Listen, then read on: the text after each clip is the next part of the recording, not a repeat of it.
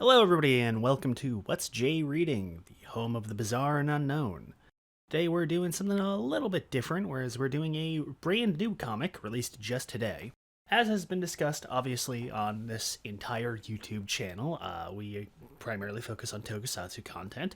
So, as was announced a couple of months ago, they were doing an American comic of Kamen Rider 01. And the first issue just came out today, and I'm going to be talking about it here. So I've been pretty excited for this comic since it was announced, because, I mean, it's 01 kicked ass, and more 01 is never a bad thing, and obviously just for the fact that it's brand new American content. It's, the first real original American content we've had in, like, over a decade, especially something that isn't like a remake like Dragon Knight was. So I've been pretty hyped for this, and now that it's out, I get to actually talk about it. Now, first things first, I want to establish this is not paid for. This is not a promotional thing. I have not been given this issue by Team Rider or Toei or Bandai or anybody affiliated with the comic production. I have not spoken to anybody involved with the comic production outside of our brief trip at Anime Expo during the Team Rider meetup. I am not in contact with anybody from Team Rider. I am not being paid for this. Although I wish I was. My DMs are open, guys. Come on, hit me up. But no, this is entirely my own content. I am not being asked to do this, and this script hasn't been moderated by anybody involved with the production.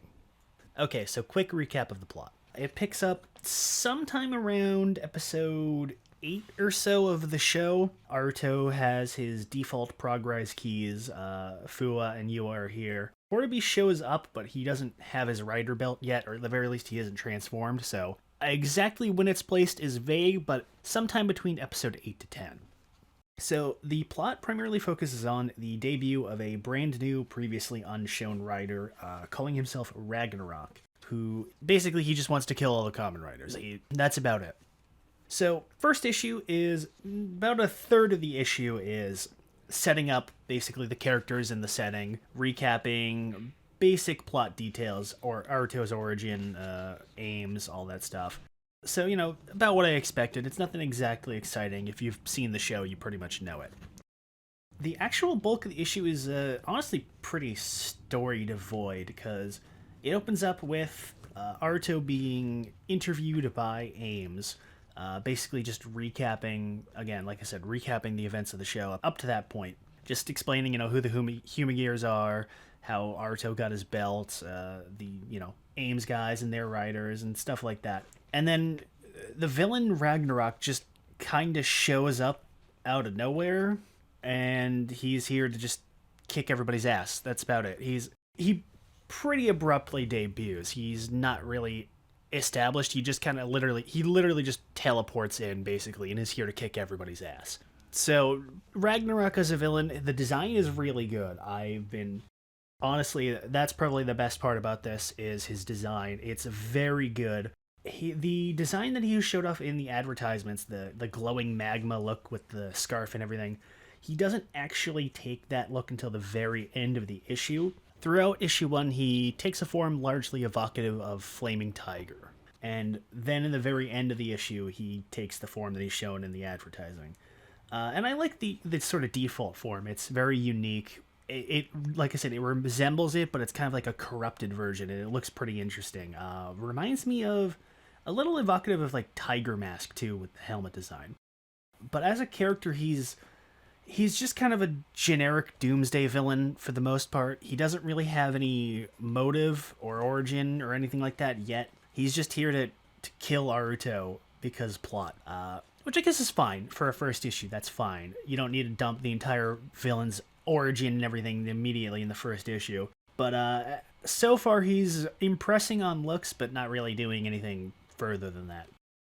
But that can be mostly said for a majority of the first issue, is that outside of the plot recap, it's a lot of just setup for the most part. I mean, a heavy bulk of the issue is Aruto fighting Ragnarok, and the fight is really well done. Props to Prasietta. He's able to really capture the feel and evoke the weight and the speed that 01's fights had, which I really appreciate. His art overall is very solid. He does take a little liberties with the looks of the characters. They're not exactly 100% accurate to the cast members, but Generally speaking, they're all recognizable as who they're supposed to be. Like you can tell, obviously, you can tell who Aruto is supposed to be. You can tell who Fuwa is supposed to be. Everybody else, the writers all look gorgeous. Very little liberty taken with the writer designs. Actually, they're pretty much accurate to the show, which is a little surprising too. With all the forms and everything too. Yeah, the art is absolutely great. The colors are fantastic. Honestly, the whole actual physical assembly of the book is high quality. Every single page is a very high quality, glossy paper. It's really surprisingly high quality too for what is relatively speaking an unknown company. Other than a small print error I have in my copy at the very least, there's very little I can notice in terms of issues or anything that looks bad.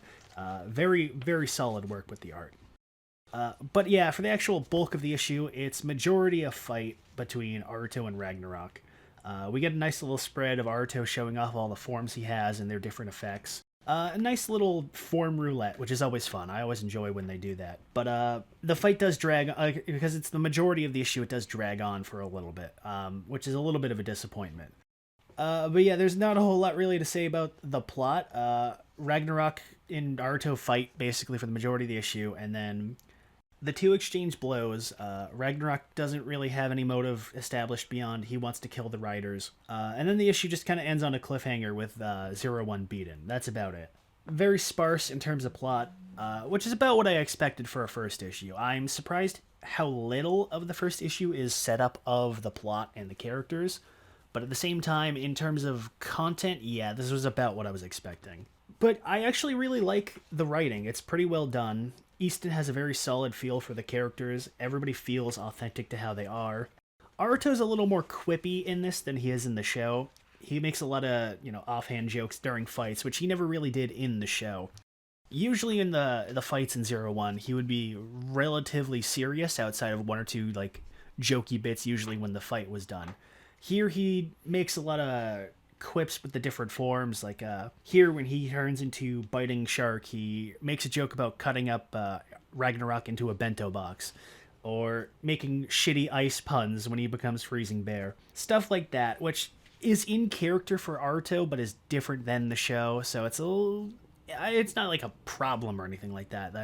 That's really the only major difference in terms of characterization that I can point out. But for a first issue, to be honest, nothing super exciting, but very solid work, very high quality content. I am excited for the rest of this book, and I really, really do appreciate that we're actually getting this. So I'm looking forward for the next ones. I would recommend that you go pick this up, but beyond that, not a whole lot to really talk about with the first issue, which is a little disappointing, but at the same time, it's kind of what I predicted. So that's going to be it for me. This was obviously a very different one. So I will be back with you next time when I have a more regular episode. And otherwise, I will see you all around.